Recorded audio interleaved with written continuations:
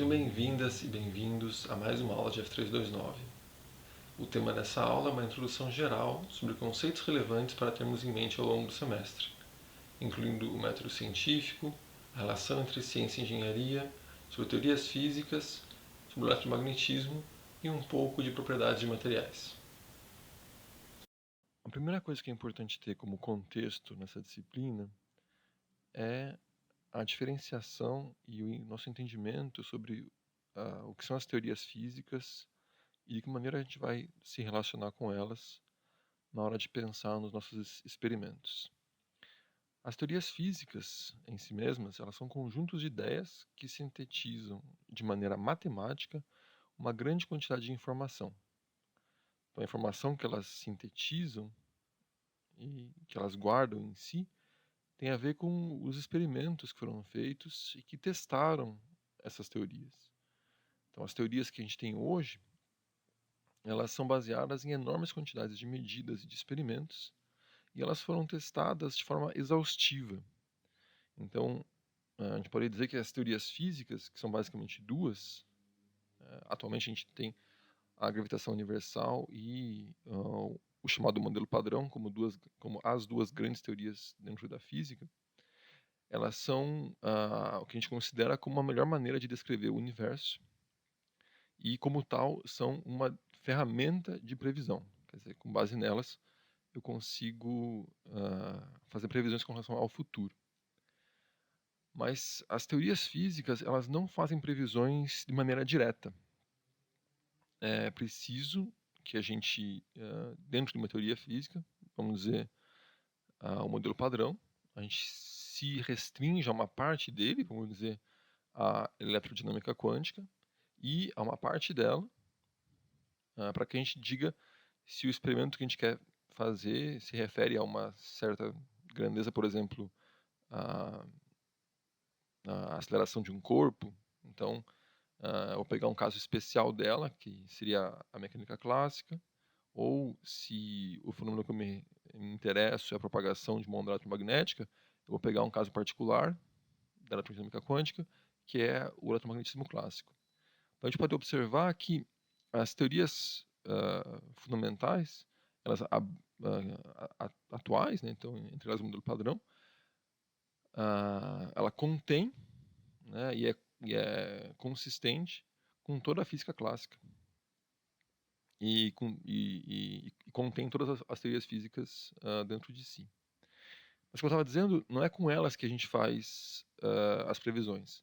A gente pega essa teoria, a gente faz um recorte dela e extrai desse recorte um modelo. Então, o modelo em si é quando a gente vai dizer, olha, eu vou ignorar tais e tais coisas, eu vou fazer tais e tais suposições. Uma suposição, por exemplo, é que a resistência do ar não é importante. Outra suposição é que a gente pode considerar que os fenômenos estão acontecendo de maneira instantânea, porque a velocidade da luz é muito mais alta do que o que está acontecendo neles, e coisas assim. Então, esses modelos têm várias suposições. E esses modelos, sim, aí sim, eles podem ser usados para fazer uma previsão com relação ao resultado de algum experimento. Os experimentos em si são as situações reais nas quais algo acontece e, de alguma forma, esse algo é registrado. Então, percebem que eu estou falando de maneira muito, muito geral, né? Algo acontece, então pode ser a queda de uma maçã, ou pode ser a chuva, ou pode ser qualquer fenômeno, mas a gente tem que entender um pouquinho qual é o fenômeno de interesse e de que maneira ele é registrado. Então, se eu estou querendo registrar uma tempestade, por exemplo, eu posso registrar o som, eu posso registrar a precipitação, quanto chuva está caindo, eu posso registrar o vento, dependendo se eu me interesso a um fenômeno a outro ou ao conjunto deles, digamos, né, a tempestade como um todo. Mas eu preciso definir que ideia que eu tenho sobre o que está acontecendo e o que eu quero registrar e como eu quero fazer esse registro. Então, quando eu falo como registrar, é porque o experimento em si tem algumas hipóteses também, tem algumas suposições também, não hipóteses, tem suposições, e em função dessas suposições eu posso dizer que Tal montagem é adequada para fazer a medida e talvez ela seja mais ou menos adequada. Então, por exemplo, para observar a queda de uma maçã, eu posso falar que eu preciso fazer esse experimento no vácuo para poder fazer o estudo adequadamente. Ou então eu posso supor que o ar não interfere bastante, que eu não vou observar os efeitos da resistência do ar, então a queda da maçã pode ser observada no ambiente com pressão atmosférica, tal como o ar que a gente está respirando, né? Então eu posso querer trocar o ar por algum outro fluido, enfim. Então é importante saber o que registrar e como registrar, né? No caso eu estou falando de como o experimento é realizado, mas também como fazer as medidas, né? Então eu vou usar uma câmera rápida, eu vou usar fotodetectores, eu vou usar, enfim, que equipamentos eu vou usar para fazer esse registro. O resultado desse registro é o que a gente vai chamar de medida. Então elas são encaradas, né, como um fato experimental, né? Então o resultado da medida se torna um fato. E a gente vai sempre expressar esses fatos, né, esses registros, com a sua unidade e a sua incerteza. Então, se o acúmulo de chuva nas últimas 24 horas ele foi tantos milímetros, né? Então, eu estou expressando quantidade de chuva em milímetro, uma unidade bem peculiar, mas tem a ver com quantos litros por metro quadrado, né? Daí você entende a questão do milímetro, e com uma incerteza. Então, foram 10 milímetros de chuva, mais ou menos 1 milímetro, por exemplo. Qual é a incerteza da medida que eu fiz? No caso de chuva, em 24 horas, né?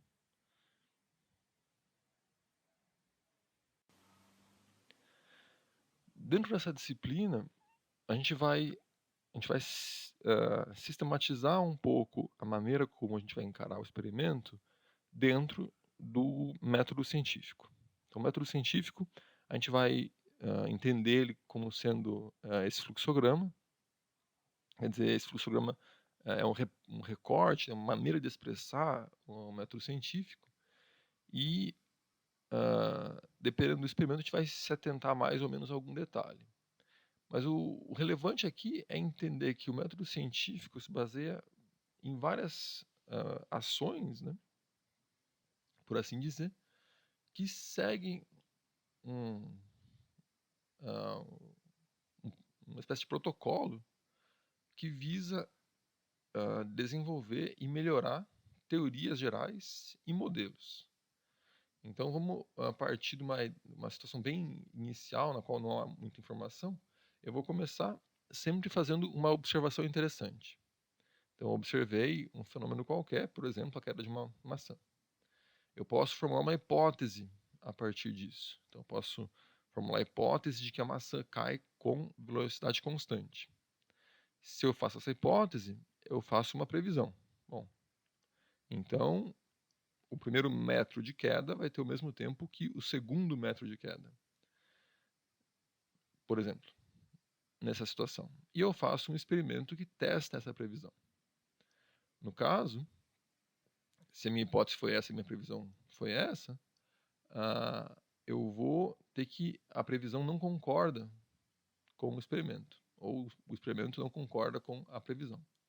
E eu vou ter que rejeitar essa hipótese de que a velocidade de queda é constante. Se eu melhorar a minha hipótese ao ponto de fazer uma previsão que é verificada pelo experimento, eu posso então dizer que a hipótese não foi refutada e, eventualmente, dizer que ela é uma boa hipótese e embuti-la em teorias gerais. No caso da queda da maçã, como vocês sabem, isso tudo aconteceu centenas de anos atrás, e hoje a gente tem teorias bastante consolidadas para lidar com mecânica de corpos, né? Então a gente eu entendo, né, que a mecânica newtoniana ou a mecânica clássica, de maneira um pouco mais geral, são teorias muito bem estabelecidas que não são muito mais questionadas dentro da sua esfera de aplicabilidade. Agora, se eu me interesso por uma coisa um pouco mais complicada do que a queda de uma maçã, que vamos dizer segue de maneira muito clara da mecânica clássica, né, incluindo a gravitação, né, tipicamente, enfim, ah, eu quero, digamos que eu queira, ao invés de um fenômeno tão simples quanto a queda de uma maçã, eu queira algo mais complicado. Então, vamos dizer, eu quero desenhar uma ponte, né. Bom, uma ponte é algo totalmente dentro do domínio da física clássica, né, não há nada de mecânica quântica numa ponte. Agora, para saber se a minha ponte, para em pé ou não, ou se ela, consegue aguentar um certo fluxo de carros, de caminhões e de carga e vibrações e tudo, eu preciso ter um modelo para a ponte, né, preciso ter um modelo para essa ponte. Então reparem que o modelo é uma consequência das minhas teorias gerais. Agora, o modelo, ele pode ser um bom modelo, e eu posso formular boas hipóteses com ele. Vamos dizer, essa ponte aguenta tanto fluxo de carga, essa ponte não vai entrar em ressonância com alguma coisa bizarra e se destruir e colapsar em cima de si mesma. Então, se o meu modelo for bom, eu posso fazer essas hipóteses, posso falar, bom, a minha ponte vai aguentar aí seus 30 anos e tudo mais. E bom, eu posso fazer experimentos que testam as minhas previsões, né. Então, por exemplo, eu poderia, prever que a ponte não tem nenhuma ressonância relevante dentro de uma certa faixa de frequências e testar isso, né. Nesse caso eu estou testando, reparem, eu não estou testando a teoria, mas eu estou testando uma hipótese que é consequência do modelo. E ao fazer isso, eu estou validando, né, eu estou dando força não para a teoria, ela já está bem estabelecida, eu estou dando força para esse modelo. Eu estou dizendo, olha, esse modelo foi um bom modelo para descrever essa ponte, né? Ou então eu estou dizendo, olha, não, eu previ que não haveria a frequência de ressonância ah, dentro de uma certa faixa espectral importante, mas, ao contrário, havia uma frequência de ressonância muito importante e isso pode causar o colapso da ponte. Então, eu fiz meu experimento e percebo que o modelo está incorreto. Isso quer dizer que o modelo que foi desenvolvido não é completo o bastante para que as hipóteses que ele formule, né, que as consequências que ele prevê, sejam em acordo com o experimento. Então, no caso, o experimento é a construção da ponte, por exemplo. Ou de alguma maquete, ou de algum modelo realístico dela. Percebam, então, que a gente raramente vai desafiar as teorias gerais, pelo menos no caso da física, mas há uma barreira entre as previsões e o experimento e as teorias gerais, que são os modelos. Então, por exemplo, no modelo que eu vou fazer de uma ponte, eu posso, tipicamente, né, vamos dizer, fazer algumas suposições e entre elas, vamos imaginar, eu vou, não sei, supor que a densidade do solo é X, né, ou supor que eu consiga ancorar a cabeceira da ponte de tal maneira, de tal forma. Isso são suposições do modelo, elas podem não condizer, adequadamente à realidade. Então, quando eu faço esse tipo de suposição, e construo um modelo com base nessas suposições, eu posso errar. Então, de novo, a gente não está desafiando a teoria, mas a gente precisa ter um modelo realista. E qualquer modelo sempre vai ter suposições. Eu posso supor, por exemplo, que a ponte que tem um pilar, né, alguma coisa que está dentro d'água, está sujeito pela água a uma certa força, e eu posso subestimar essa força gravemente, né? Então, novamente, eu estou fazendo suposições dentro de um modelo e pode não corresponder à realidade do experimento ou do objeto que eu estou tentando modelar. Então, reparem que a gente tem um entendimento de que o experimento está sempre certo, né? Ele é a expressão do que a natureza nos diz, mas o experimento, em conexão com o modelo, ele pode ser mais complexo do que o modelo previu, ou pode ser diferente das suposições que o modelo tinha. Então, quando a gente vai discutir o resultado do experimento, tendo em vista o seu resultado e tendo em vista as previsões que vieram das hipóteses que vieram do modelo, eu preciso entender quais são as suposições desse modelo. E é dentro desse contexto, essa maneira de encarar o método científico, que a gente vai tentar trabalhar dentro desse laboratório. Em particular, no nosso laboratório, então, a gente vai entender, pelo menos no caso dos experimentos de teste de hipótese, que a nossa teoria geral, através de um modelo, vai permitir a criação de hipóteses, previsões, então esse é o nosso modelo. E com base nisso, no que a gente quer fazer, a gente vai planejar um experimento. Então, se eu quero verificar tal hipótese, eu preciso pensar nessa hipótese e pensar em que experimento pode testá-la dentro de tais condições. Então, se eu quero testar um modelo, por exemplo, da queda de uma maçã, eu preciso imaginar o uso de photogates, eu preciso imaginar o uso de equipamentos que permitam medir as grandezas relevantes, né, dentro da previsão que pode fazer esse modelo.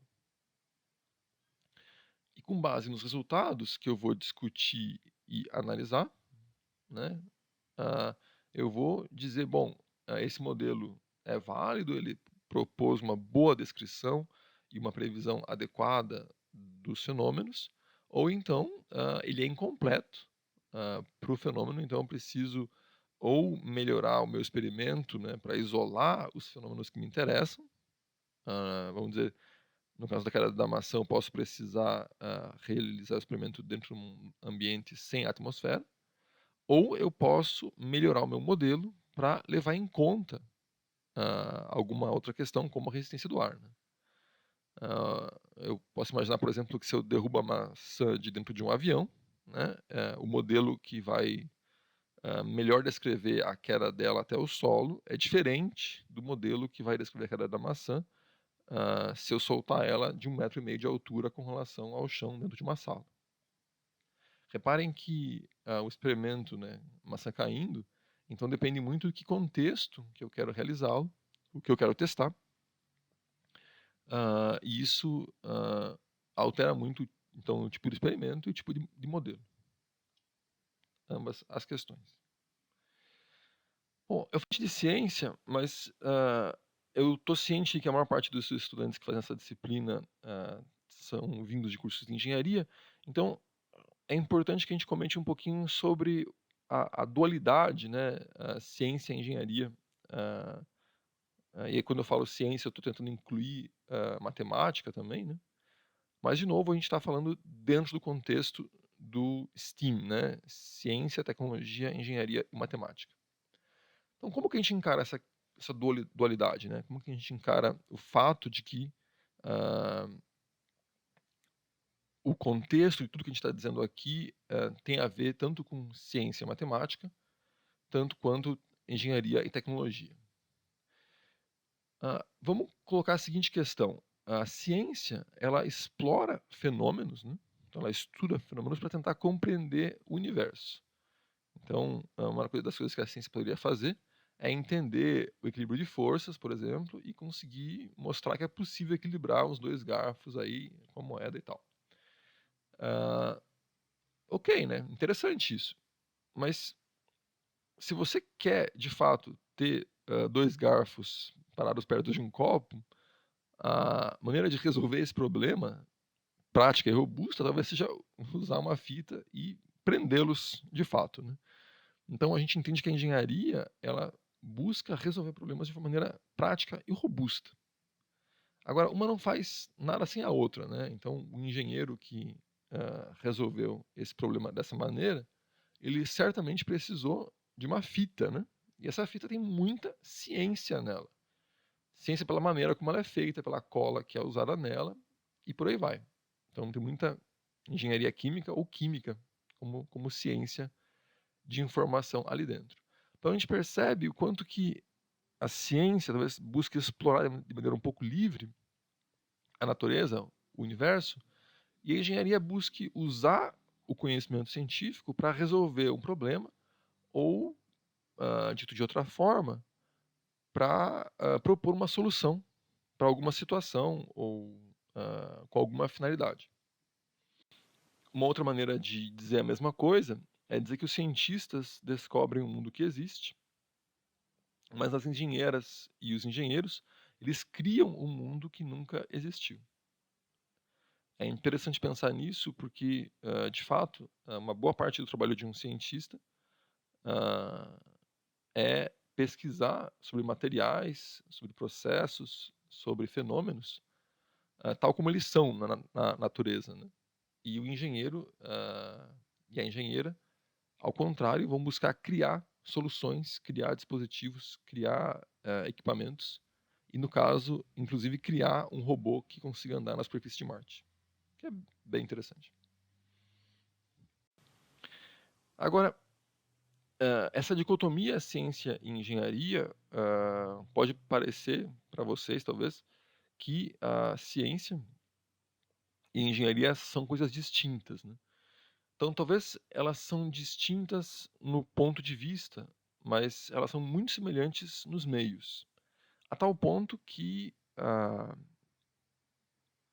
em várias situações, em várias atuações profissionais, não há uma fronteira que se possa distinguir. Então, eu trago aqui 2 exemplos, né, dentro do STEAM. O primeiro é dessa matemática chamada, Margaret Hamilton, que, é formada em matemática, trabalhou com ensino e eventualmente, assumiu uma vaga de, hã, ciência de computação dentro da NASA, e foi ela que criou o termo, engenharia de software. Foi ela que fez, design de computadores, design de sistemas computacionais.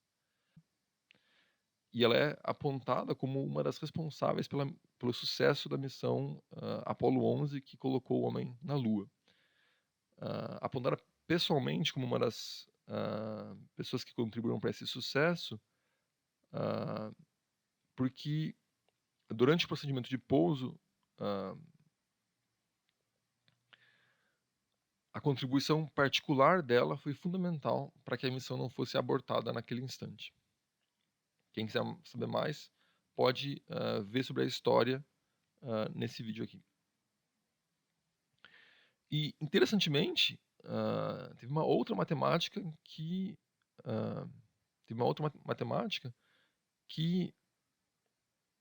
ah, foi precursora na mesma área do conhecimento. Ela é uma matemática inglesa que é conhecida ou reconhecida como a primeira que observou o potencial de uma máquina de calcular. E foi a primeira, por assim dizer, programadora de computador numa época em que computadores de fato não existiam, mas apenas as ditas máquinas de calcular. Então, é bem interessante pensar, né, que muito do que se faz em ciência da computação, engenharia de software e tudo mais, está seguindo o passo dessas duas matemáticas, reparem.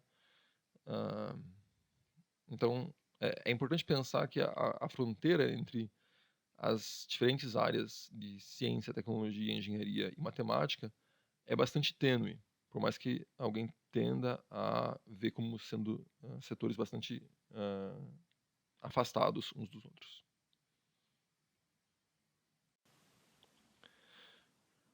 Bom, dentre as físicas clássicas, né, dentro das teorias físicas clássicas, a gente pode destacar, sobretudo, essas 4 que estão marcadas aí. Então, a mecânica clássica, o eletromagnetismo e a termodinâmica e a mecânica estatística. Elas englobam basicamente todo o conhecimento que o ser humano tem e que classifica dentro desse grupo, que seriam os conhecimentos, as teorias físicas clássicas. Elas são ditas clássicas porque elas são pré-mecânica quântica, né? Então, elas têm uma compreensão fundamentalmente diferente daquela que surgiu depois, com os desenvolvimentos da mecânica quântica. Aqui a gente entende que o eletromagnetismo é importante para essa disciplina, mas a gente não vai exigir de vocês conhecimento prévio sobre isso. Então, vocês vão adquirindo esse conhecimento junto com essa disciplina nas questões que são necessárias para essa disciplina. Dentro do embasamento teórico de eletromagnetismo, estão as equações que vocês estão observando aí. Então, primeiro, a gente tem a relação de força elétrica e magnética, a definição de potencial elétrico e a equação de conservação de carga. Essas três equações são muito fundamentais e têm a ver com com as grandezas do eletromagnetismo, né? Então, a maneira como a força surge e definições, né, de força e potencial, e a questão da conservação da carga. Então, entendendo que a gente não pode produzir uma carga líquida no, né, no universo, né? Isso são equações bastante fundamentais. Além delas, a gente tem as 4 equações de Maxwell, então, que consolidam um pouco o eletromagnetismo e colocam, de certa maneira, em patamar semelhante às grandezas, né, de campo magnético e campo elétrico, e mostra um pouco a relação entre elas, né? Eu queria também salientar 2 equações dessas aqui, que são essas duas, que são talvez as mais importantes para F329.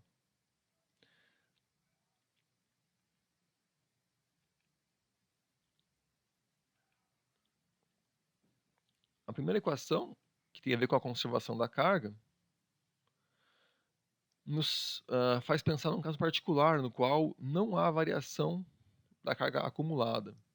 Então, se eu não tenho uma região do espaço onde eu tenho acúmulo de carga, quer dizer que essa integral aqui é nula, tem como resultado zero.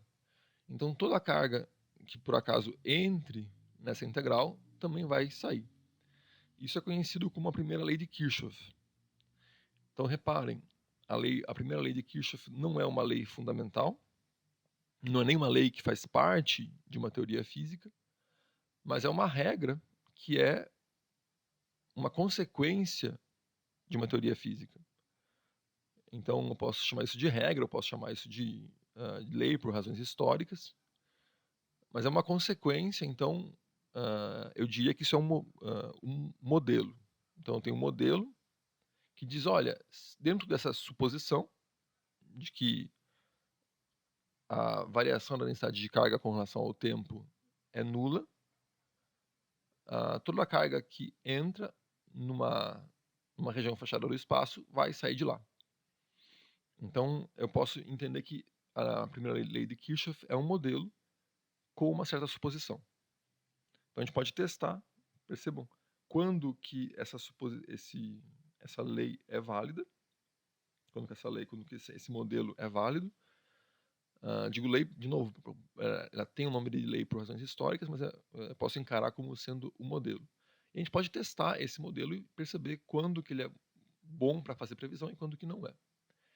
Nessa disciplina a gente vai entender que ele é um bom modelo, né, em todas as situações, a menos nas situações óbvias em que ele falha, né? Então, se eu definir essa integral pegando só uma das placas de um capacitor, por exemplo, a lei de Kirchhoff falha, né? Porque tem um acúmulo de carga nas placas de um capacitor.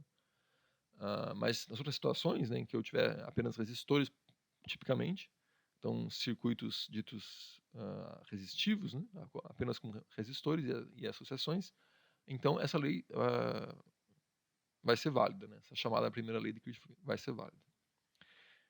De maneira análoga, essa equação, se eu pensar que a variação do campo magnético com relação ao tempo também é nula, isso indica que essa integral de caminho aqui dá zero, né? Se a variação do campo magnético é nula. Então, isso implica que se eu somar as tensões ao longo desse percurso, eu vou ter zero. E isso é uma maneira de expressar o que se chama segunda lei de Kirchhoff. Novamente, não é uma lei fundamental, não é uma lei do eletromagnetismo, os fundamentos do eletromagnetismo são as equações que eu mostrei anteriormente, todas elas, e trata-se de um modelo, né? Então, dentro da suposição de que não há variação do campo magnético, então eu entendo que posso somar todas as tensões num caminho fechado e essa soma deve dar zero. Então, de novo, eu tenho um pequeno modelo que pode me ajudar em algumas certas situações nas quais ele for válido.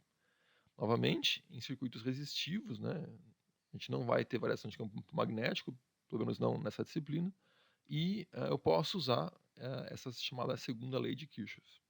Então, eu recomendo que vocês tentem ler mais sobre a primeira e a segunda lei de Kirchhoff.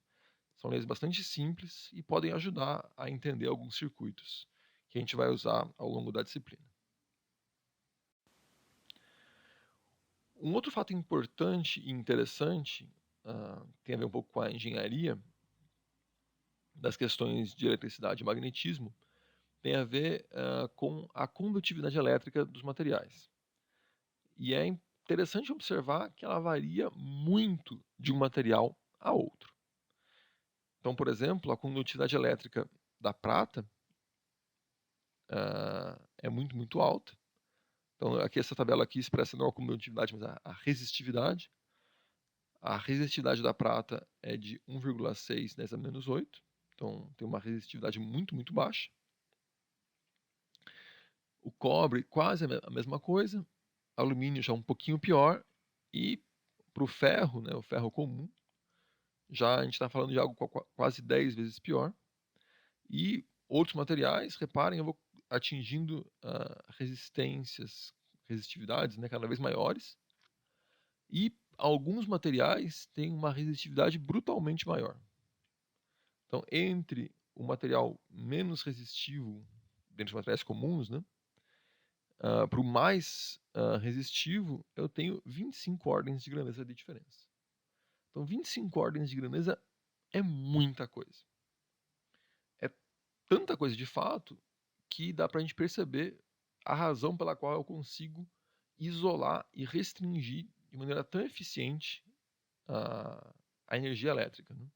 Então, eu consigo transportar a energia elétrica em cabos, né, como esses que a gente está mostrando aqui na foto, em fios, que são isolados por uma camada de plástico.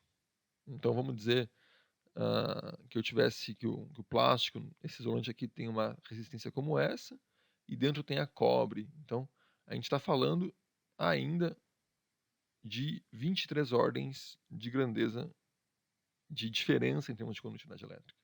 Então, isso dá uma ideia do comprimento do fio, por assim dizer, que eu poderia ter sem uma perda significativa através do meu isolante. E é isso que faz com que a eletricidade fique tão bem confinada, né, nos fios. A gente possa manipular os fios sem muito risco de tomar choque, desde que o fio esteja íntegro, né, com o seu isolante bem colocado. E isso mostra também o fato de que quando esse isolante não está presente, né, então um fio desencapado, o risco se torna muito, muito maior, né, porque ali a gente está entrando em contato de maneira direta com a tensão. E o efeito do isolante é realmente muito, muito importante. Para mostrar um pouquinho como isso é diferente, né, em termos de condutividade elétrica, de uma outra atividade, eu apresento para vocês aqui a condutividade térmica dos materiais. Então, digamos que você queira transmitir não energia elétrica, mas calor, né, através de materiais, né? Então, ao invés de você transmitir energia elétrica através de um objeto, imaginando que você queira transmitir potência, né? A gente poderia pensar em transmitir calor, né? Por que não? Mas vocês reparem nessa tabela que a gente tem, no máximo, 5 ordens de grandeza entre o diamante, que é um dos condutores térmicos mais eficientes que se conhece, e o isopor. 5 ordens de grandeza. Isso quer dizer, basicamente, que se você quisesse aquecer algo remotamente, ah, usando não energia elétrica, né, para transmitir a potência, mas usando, materiais que transmitissem o calor de uma maneira direta, você teria, ao mesmo tempo, um problema para transmitir o calor, né, porque a condutividade não é nem tão grande assim. 1000 não chega a ser uma condutividade térmica, ah, exorbitantemente alta, em termos de eu aquecer o material de uma ponta e, ah, ele se aquecer do outro lado. E, ao mesmo tempo, eu não conseguiria isolar muito bem esse material quente do ambiente que o cerca, né. Não conseguiria muito bem ter esse isolamento para confinar o calor lá onde eu quero e ele não se desperdiçasse. É por isso, basicamente, reparem que a gente não tem muito, pelo menos que eu conheça, muitas linhas de transmissão de frio ou de calor, em distâncias consideráveis, né. A gente pode, às vezes, ter, hã, refrigeração ou aquecimento através de transporte de massa, né, então eu faço circular água gelada, mas eu não interligo 2 objetos, hã, que estão distantes por um cabo de cobre para que ele transmita o frio. E isso deve ser a propriedade dos materiais que não são, bons condutores térmicos, tanto quanto eles são bons condutores elétricos. Então isso mostra um pouquinho do que há de especial com relação à questão da condutividade elétrica, com relação à condutividade térmica.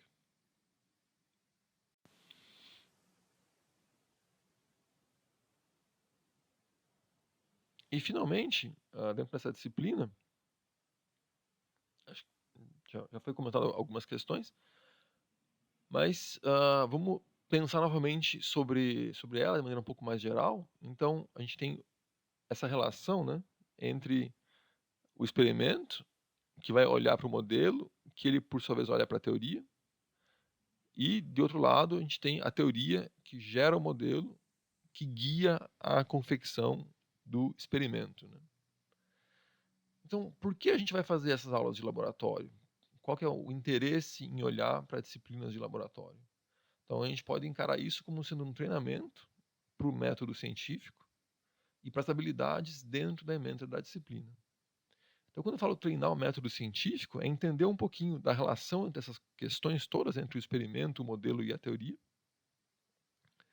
e como o experimento pode, desafiar, o modelo e pode implicar em melhoras nesse modelo, e, como isso pode ser usado para refinar a teoria ou para refinar o próprio modelo.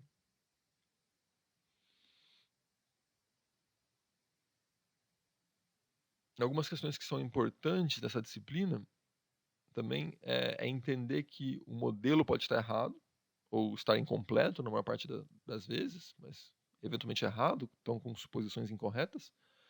Mas o experimento, em geral, é difícil que ele esteja errado. Ele pode ser mal concebido para a finalidade que ele tem, mas é raro que ele esteja errado. O modelo pode ser insuficiente para descrever o experimento, quer dizer, o experimento é mais complexo do que o modelo.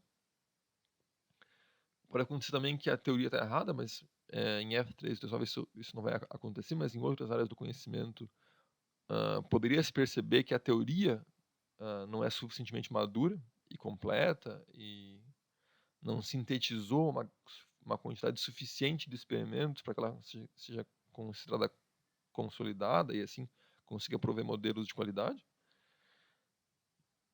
E pode-se entender que o experimento foi mal planejado para medir aquilo que se queria medir. Então, quando eu digo isso, eu quero dizer que a gente tinha um experimento que a gente, planejou para testar uma certa questão, mas na hora de planejar esse experimento e executá-lo, a execução e o planejamento foram tais que eu não consigo testar aquilo que eu queria testar. Então, eu tenho incertezas muito grandes ou uma amostragem, insuficiente, e no final o resultado pode ser inconclusivo, né. E uma outra possibilidade que pode acontecer é que o equipamento que a gente está usando pode não ser sensível ou preciso bastante para observar os efeitos que a gente quer investigar.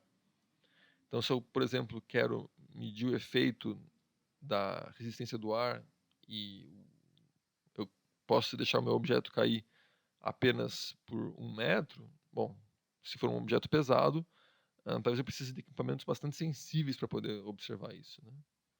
Então, em termos de sensibilidade, aí, que no caso eu quero dizer em precisão temporal, né? Então, eu digo isso para que a gente fique atento nessa disciplina, que ela é um tanto diferente, né, em termos dos equipamentos e dos modelos e das teorias, com relação a outros laboratórios que vocês possam ter feito de mecânica. Então aqui as coisas são bastante diferentes.